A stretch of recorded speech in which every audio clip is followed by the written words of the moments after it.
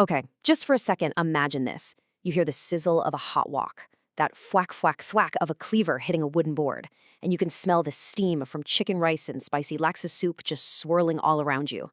Someone shouts kopi o over the happy noise of the crowd.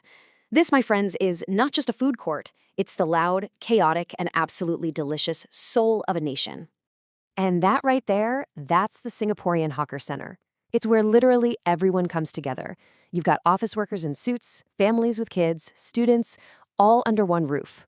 It's where the community really gets built, one plastic tray at a time. So yeah, you can forget about just grabbing a quick bite. In Singapore, this is a whole way of life. So, if we're saying it's a way of life, what makes this place so special? Well, at its very core, it's like the entire nation's community dining room, an idea that's just woven into the fabric of everyday life in Singapore. So what is it that makes this experience so essential to Singaporeans? I mean, why do they hold it so close to their hearts, even with the heat and the crowds? Let's get into it. To really get the Hawker Center, you have to appreciate both sides of the coin. On the one hand, it's a foodie's dream come true.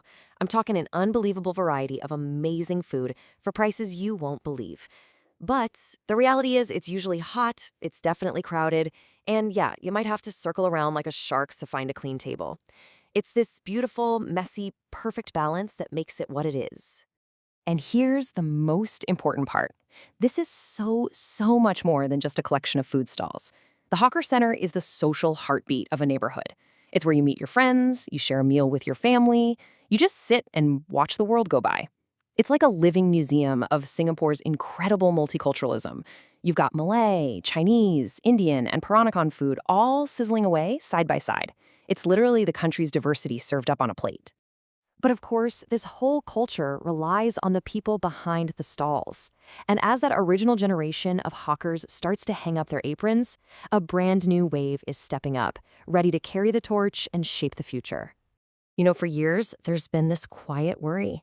The first generation of hawkers, the pioneers who really built this whole culture, they're retiring. And the big question on everyone's mind was who's going to take their place? Who's going to put in the long hours and the hard work to keep these traditions alive? Well, we're starting to get a really interesting answer. A whole new generation is jumping in, and their reasons are pretty amazing. For a lot of them, it's just a pure, simple passion for food, a chance to turn what they love into a real career. Then you have others who are driven to keep a family legacy alive, taking over their parents' stall to make sure those old recipes don't disappear. Some see a chance to shake things up, bringing new ideas to classic dishes. And, importantly, it's a great way for young entrepreneurs to start a business from the ground up. And let's be real, this is not an easy job. These young hawkers, sometimes called hawkerpreneurs, they're choosing a tough life. But they're brave, they're bringing this incredible new energy, and they're proving that there's still so much potential in an industry that some people thought was starting to fade. And all this commitment, this revival led by a new generation, well, it got noticed. Big time. In fact, the entire hawker culture was about to get recognized on the world stage, with the highest honor you can imagine.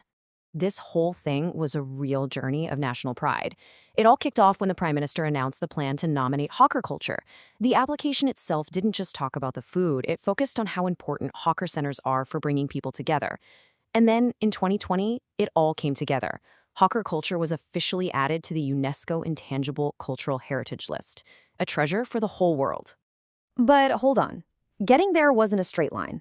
The whole idea actually sparked a huge and really important conversation across the country about what hawker culture really means and whether this global recognition was actually a good thing. And I mean, this really did spark a huge debate. On one side, you had people saying this was a chance to celebrate a truly unique cultural icon and bring in more tourists. But on the other side, people raised some really good points. Was it really that unique? And the big worry, would this UNESCO label just cause prices to go up and turn these beloved neighborhood spots into tourist traps?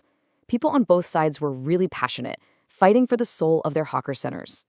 So, with that global recognition in the bag and a new generation firing up the stoves, we're left with the biggest question of all. What does the future on a plate actually look like? You know, this quote just absolutely nails it. A hawker center is so much more than a place to get food.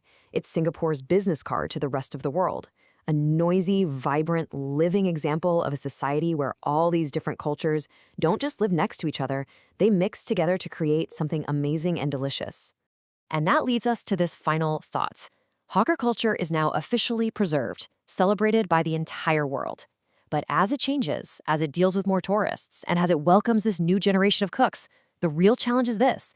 How do you protect this incredible cultural treasure while making sure that a simple, delicious, and affordable plate of food is still something everyone can enjoy? The answer to that question will really decide the future of Singapore's heartbeat.